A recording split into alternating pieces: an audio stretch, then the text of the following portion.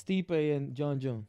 That's probably Stipe, next. Jon Jones, great fight. We're gonna see a way different fight.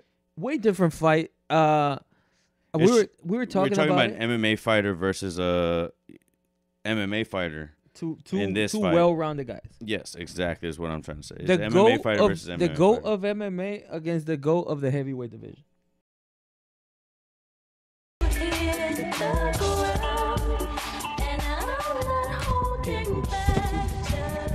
And welcome back to the Rec Crew. We got another recap here. Matthew's back. What it do? All right, and we're recapping a great night of UFC. And we're the only two professional ones here. So professional, I forgot to pull up the card. But UFC 284 just finished with Jon Jones defeating Ciryl Gane in quite easily, right? Unfortunately, surprisingly easily. You had Ciryl Gane, right? I would have bet the house. It was like it looked easy. Unfortunately, it was quite disappointing. It was, and I actually want Jon Jones to win. To be fair, but I'm a legacy guy. I wanted Volkanovski to win. However, I just did not see it actually happening. Where I was right last pay-per-view, but this pay-per-view, I was quite unbelievably wrong in that fight next week is crazy. Valishvili, and fucking Jan, hell yeah, that's a fucking fight, bro. Anyways, but yeah, we're gonna recap the entire night. We were here all night working because we're very professionals. But of course we gotta watch the UFC fight. So Bo Nickel defeated Jamie Pickett. Bo Nickel, monster. That was a mauling. It was a mauling. It was quite simple. That was actually more work than Jon Jones had to do tonight. But it's crazy, right? It's crazy. It's quite unbelievable. But he did it kind of perfectly. You know what? Jon Jones looked like fucking Ronda Rousey tonight. Like early Ronda Rousey. Just, I'm going to go in. I'm just going to do exactly something so fucking easy. It's like there's not even a point for us to talk about that at the end. Like, we'll just get it out of the way now. It's true. Because I think there's a better fight to talk about. So let's get Jon Jones. It was just a mauling. We've already talked about it longer than the fight was. Yes. He walked through him. I expected more from Ciryl Gane. Like, when you walked in, you're like, hey, you got Jones? And you're like, you got Jon Jones? I was like, yeah, I got Jon Jones. But not convincingly. Neither one of us were convinced about anything. No. And, he just walked them. He just walked by him. And not only that, we were talking about earlier. Do I think that Stipe's going to do a little better? Yes. But I think Stipe's too small for him. He looked big here. He looked like he belonged there. He looked like a heavyweight. I mean, he's always kind of had that stature. It's just him filling out and, being able to essentially grapple with the guys that big and to, take a hit from the guys that big, which I imagine he's been doing for years. However, the grappling part of it, I think, is the big separation, and putting on that weight and lifting that weight and, feeling guys that size for years now, because I'm sure, he's been preparing for heavyweight for a long time. It showed tonight, but, I think,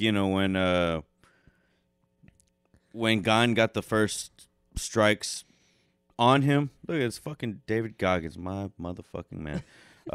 When Gane took those first hits from him, I think he realized this is a heavyweight.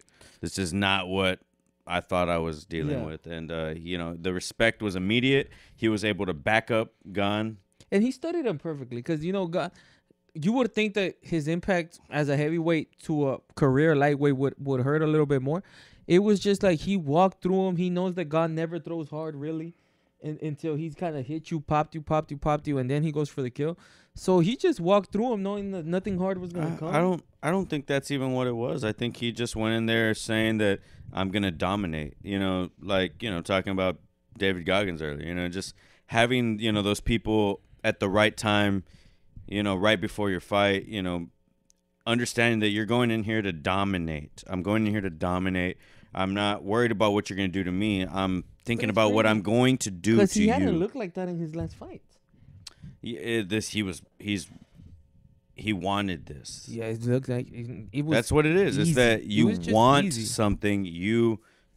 The links you'll go for something you want is unbelievable. And obviously proved today. Obviously, you take it a second round, how the fight could go differently. It's just like McGregor Aldo. If Aldo didn't get knocked out with that first punch, how would that fight have gone? Well, we'll never fucking know. So, but I don't see what Gane could have done here. Like, he just looked outclassed as soon as took him because down. it went to the wrestling, the But striking. immediately.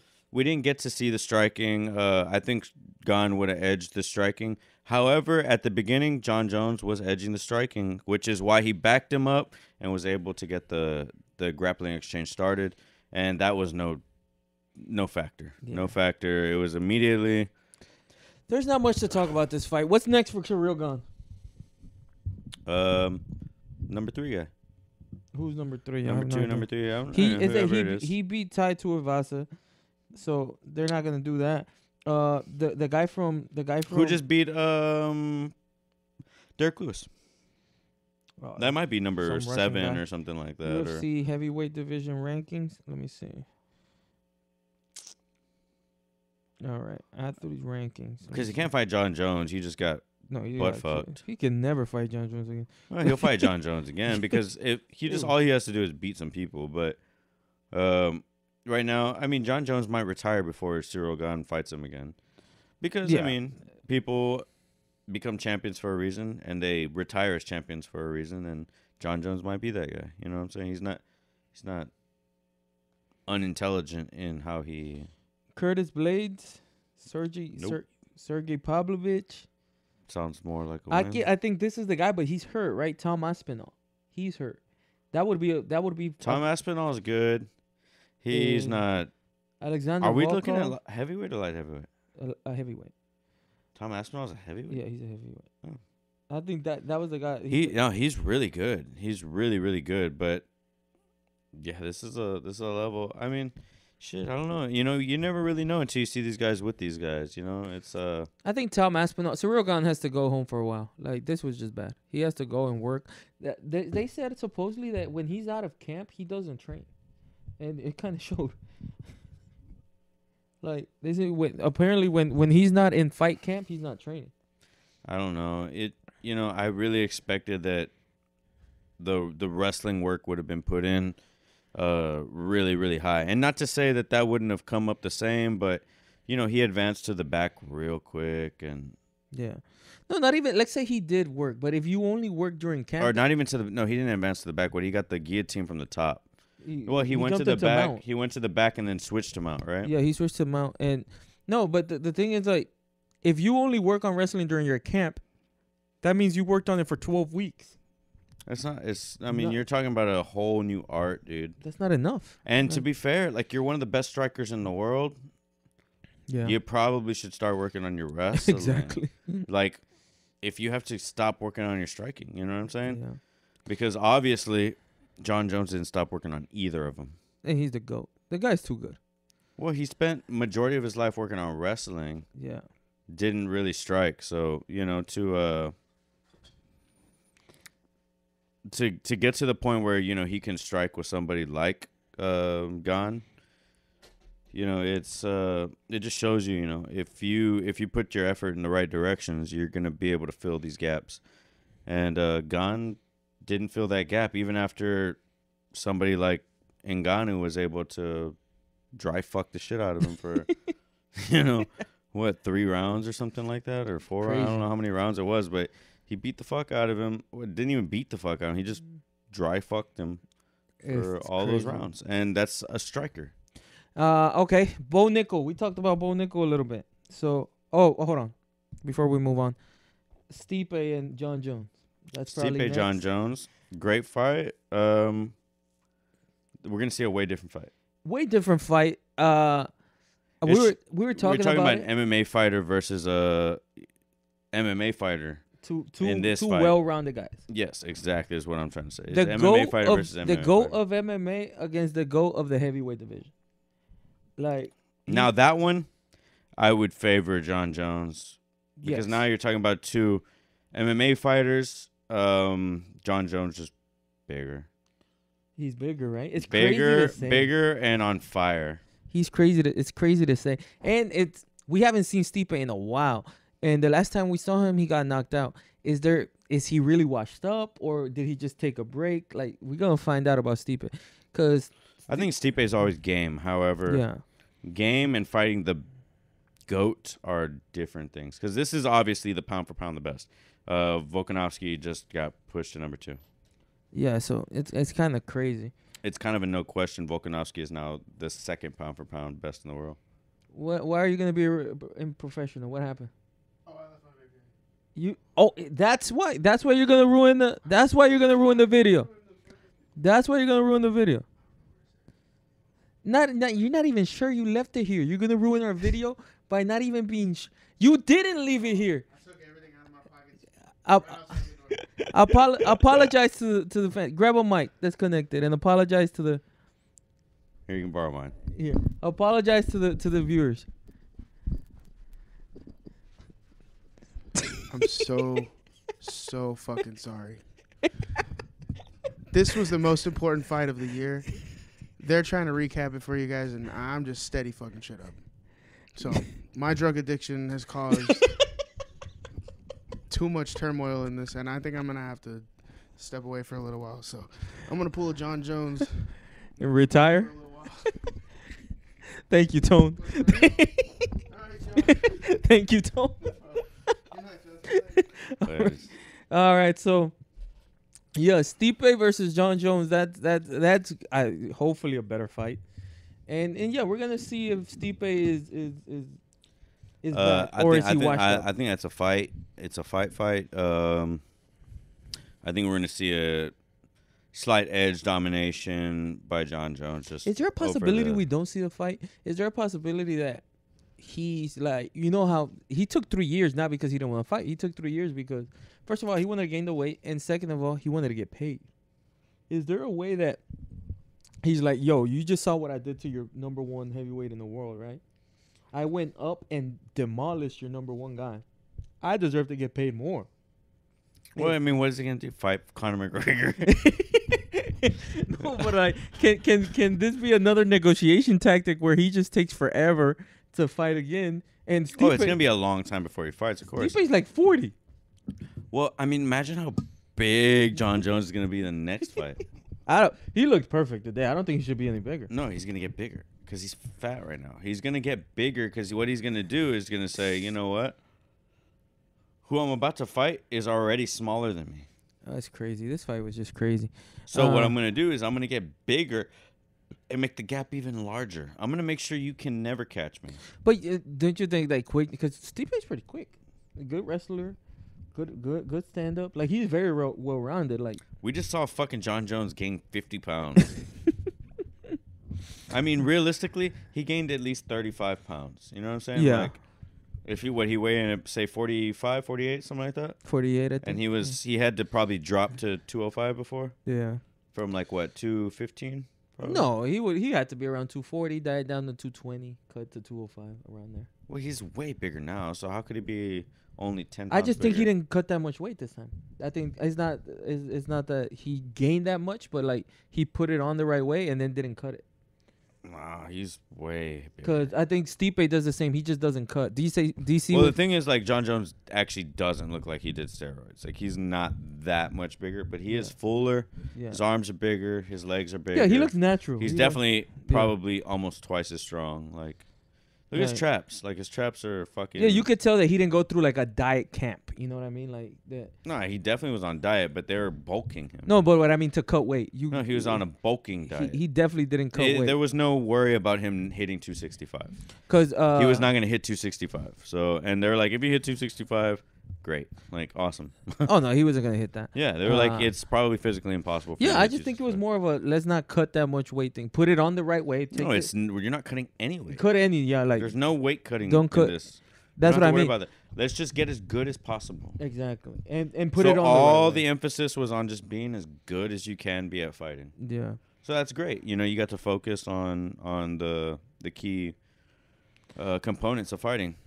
I All right. Bo Nickel. Bo Nickel, monster. I was watching the weigh-in show, and they were saying that Bo Nickel is, of course, it's crazy. You never see a guy who's debuting. He was debuting in the UFC, and he was in the pay-per-view. And they're like, it's crazy. It's the first time that you can say that a guy who's debuting, if the best matchup for him are the top two middleweights in the world, which are Adesanya, who can't wrestle, Pereira, who can't wrestle. Like, it's crazy how matchups work. That fucking Adesanya would be a nightmare for him. Yeah, I think so too. Who can obviously wrestle, first off. Obviously he can wrestle. He can defensively wrestle his ass off because everybody's tried to take him down since his whole career. But there's levels to the game. No, but Bo Nickel's a different level. When it comes to wrestling, MMA is a different monster. Yeah, but it's easy to wrestle when you're not getting chalked the fuck out. You know what I'm saying? Like, every time you get hit, you're getting spread across the fucking Can he pavement. be a different version of Hamza Chimaev? Like, because Hamza, that's what he's been doing, right? And the first time he took on a guy who's a good wrestler, he had trouble. He beat him in Gilbert Burns. But do you think it's going to be that type of... It's just, when you start getting with strikers like these guys, they know exactly what your tactic is because you can't strike with me. So...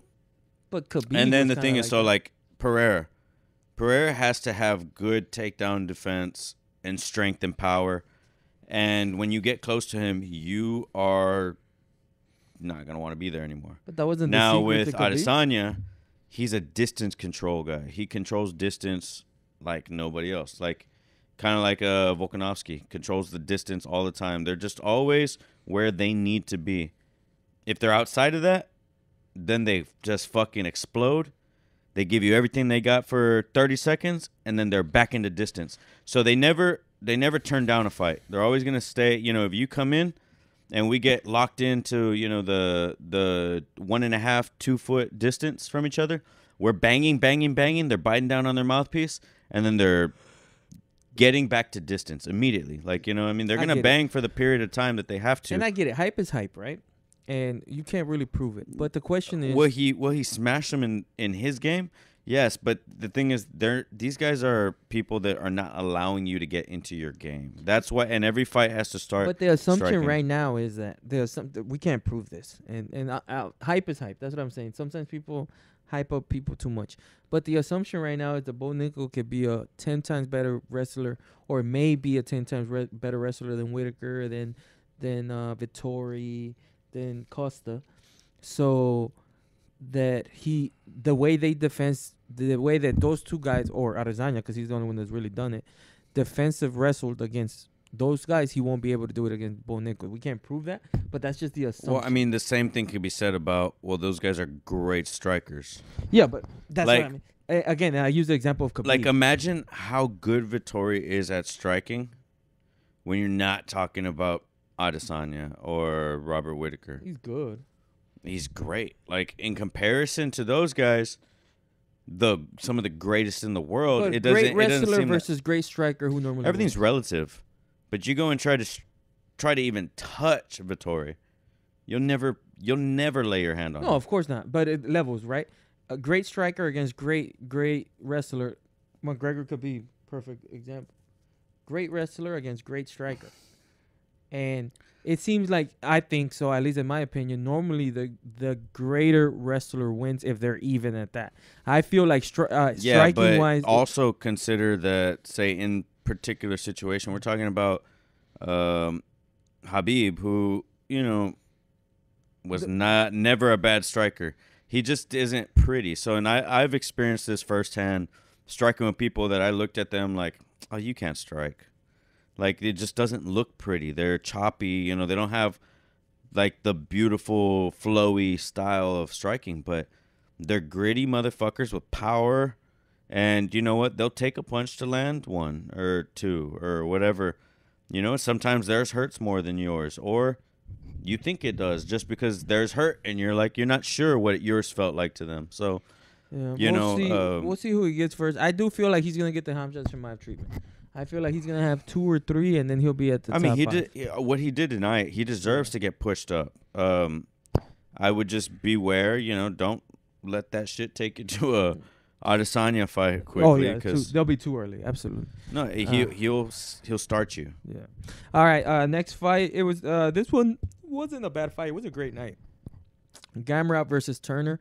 He just kind of controlled him on the ground for 3 rounds. Turner. I mean, it was a fight. It was a fight. When Gamrot got his hold of him. Yeah, I mean the story is written. You know, it is what it is.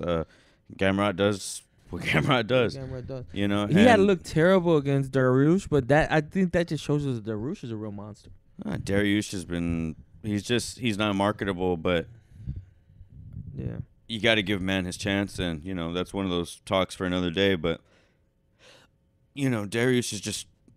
He's in the fucking top. He's in the top of the top of the top of the heap, and you know, he's the one motherfucker that has not gotten his opportunity at that belt, and he probably should be next. And I think he is next. If we talk about Oliveira, if Oliveira, he's fighting Oliveira, right? Oliveira. That shouldn't have happened. If he beats Oliveira, I think that for sure. No, well he's gonna fight Oliveira. I think he beats Oliveira at this point, just because. It looks like it. I agree with you. No, I don't. Not even because he's better than Oliveira, because I think Oliveira is probably one of the most skilled fighters in there. But I think he just wants it more. Could be. He's never had the belt. He's fought everybody, and he knows that nobody's going to give him a chance. And I think Oliveira's at a He's crossroads. not the blonde hair young kid, or he doesn't have that beautiful story or anything. He is an actual dog. But Oliveira's at a crossroads. Oliveira has to win this, or I think he's done. That's because he's probably done. Yeah. If he wasn't, they didn't give him the fucking the rematch, which is what he needed to fight for. I don't know why he didn't take that. Fighting Dariush is not a good idea. I think the way you lose matters, though. Like if you. I mean, obviously, but he didn't lose in a good way. Like the way you lose matters, and he didn't lose in a good way. Let's move on. Geoff Neal, Shavkat Rakhmonov. What a fight! It was a banger. It was a banger. Hell of a fight. Geoff Neal's got heart, man. He's got heart. He's got power. He's got a chin. Rakhmonov. Can we talk about that real quick? I know it sucks to say it. Like, of course, us talking from here, right? It sounds kind of dismissive, but it's really not. It's come more of a compliment. When you're in the position of Geoff Neal, where Geoff Neal's job is really to test the guys to see if they're championship level or not. Do you agree or not? I don't think that, like, say if Geoff Neal... a gatekeeper. A gatekeeper. If Geoff Neal would have won today, nobody says, oh, Geoff Neal's on his way to the title. It's just more to see if Shavkat was above or below Geoff Neal, who's a very good test. Well, it's kind of that same thing with, like, Dariush. It's like, these fighters that are there that everybody knows are fucking killers, that are tough and they're gamers and they're here to just compete. And yeah, they'd love a title opportunity, but if they don't get it, well, I'm still here next week. Yeah, I'm still here the week after, and I'm still gonna keep fucking fighting. And they don't expect nothing handed to them. They're not complainers. They're not little bitches. They're fucking men. And but to me, it's crazy because the night was so good. That was a hell of a fight, and Shavkat put him out at the end, but Geoff Neal gave a hell of a fight. Incredible fight. I loved it. Yeah, Rakhmonov, to me, just solid, sturdy dude. Has power. He's got a jab like a fucking bitch. Yeah, he went out there, did his thing. He fought his fight. He stood in his face. He was getting rocked up, and he went forward and forward and forward and forward. He went there to do a job, and he didn't get turned off by the reality of, Geoff Neal's toughness. So yeah, I mean, kudos to dude. Bad motherfucker, man. He's a killer. Welterweight UFC. So here's the question: Who's Rakhmonov fight next? Who does he fight next?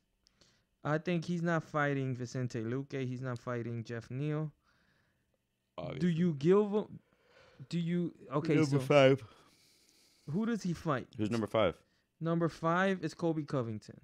No. Okay. Why? I don't know if these rankings are real. Well, whatever. Not number 5. He shouldn't be, at least. It's number 2. Right here it says, I don't know if these rankings are legit. It can't be. All right. It says Leon Edwards, the champion. Number 1 will be Usman. I don't think Hamzat could be because right now the UFC website is down for some reason. Hamzat, they have him as number 2.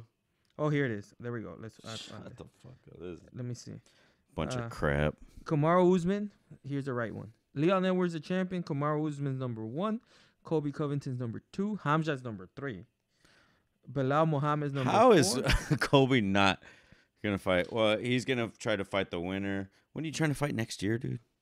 I mean, it's not a bad idea, but Who, Colby? yeah, not a bad idea. I don't know what Colby's trying to do. Well, you know what? To be fair, like if you look at Colby, he was talking to. I didn't even see the interview, but I saw a snap of the interview where he's talking about Jon Jones.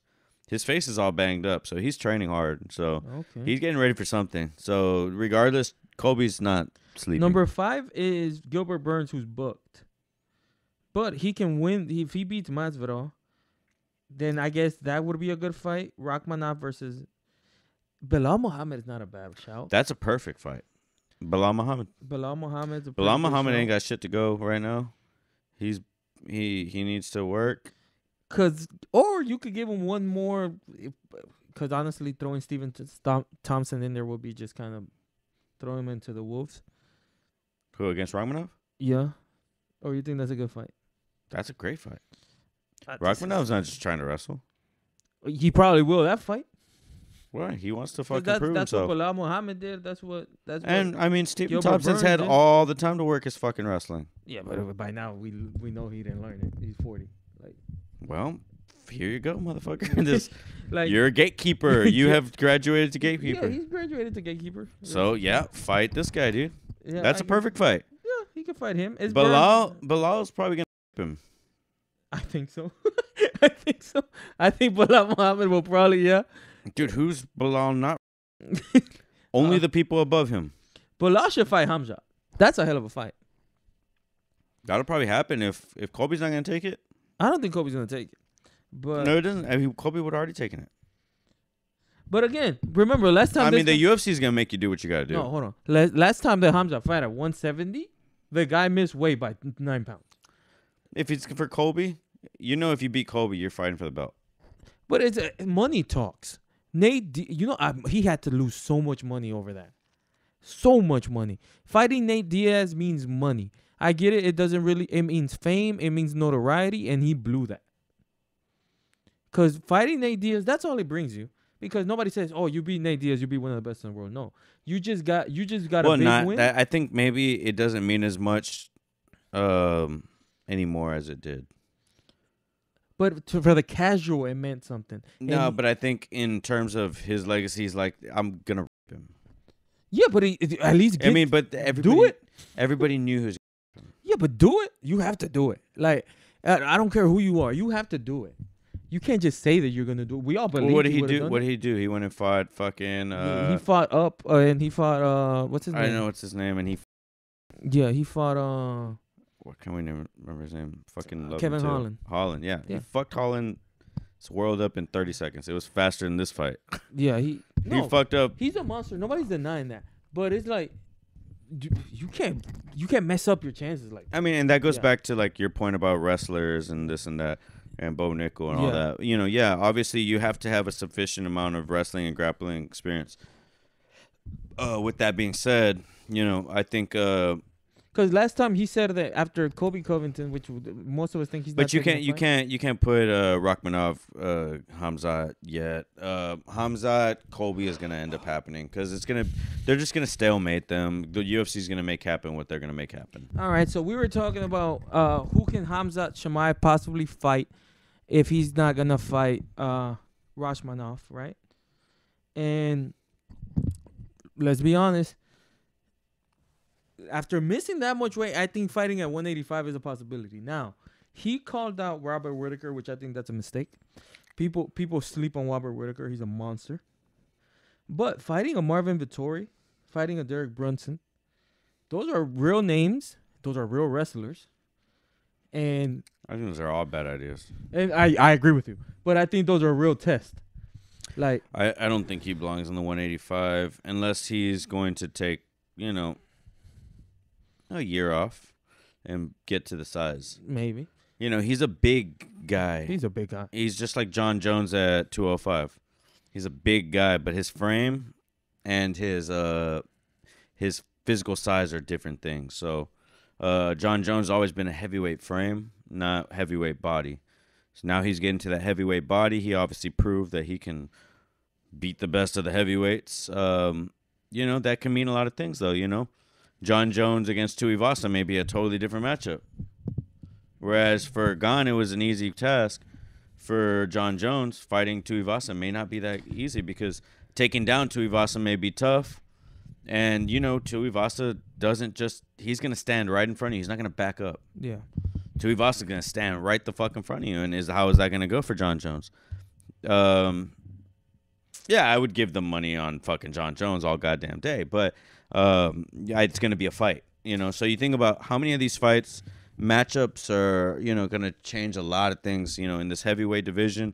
You talk about these powerhouses and the size of some of these guys. Like, these guys have big, tall frames, but there's some big motherfuckers in this. Yeah, so Jon Jones, fucking Brock Lesnar. Imagine what that would have been like. That would have been fun, huh? Yeah. All right, and last one, fight of the night. Alexa Grasso somehow figured it out and beat Valentina Shevchenko. You think that's fight of the night? Well, I shock think of the night. Shock of the night, no question. At least shock of the night. It was like they just took out a legend. Like, respect to Valentina Shevchenko. That's real weird, right? When you think about like fight of the night, and you're like, man, there's a couple of these that are like all Geoff shocking. Neal, probably. I don't. The Geoff Neal. I think probably the most brutal. Maybe not of the night, though, because we're not counting prelims and some of the stuff that we didn't get to view. But there was one. Amanda Heba's fight was great in the prelims. I'd give it to. I definitely probably would give it to. Geoff Neal Shavkat? No. Shevchenko and. I give it to Shevchenko and I give it to Shevchenko and Grasso. Why? Because I think the implications matter. Like, first of all, it was the biggest shock. It was the biggest shock. But when you go from 3 to 5 rounds, it matters, and it means it's more important. There's more pressure. Who was the favorite in Jon Jones and Jon Jones? Jon Jones the favorite. Jon Jones was the favorite. Interesting as fuck, isn't it? But I mean, it proved to be fucking right. Like, shit.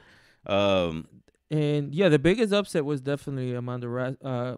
Dude, imagine the money we would have won. She was plus 600. Bro. Yo, nobody betted on her. She didn't bet on her. Plus 600. She bet on Shevchenko. She's like, God damn it.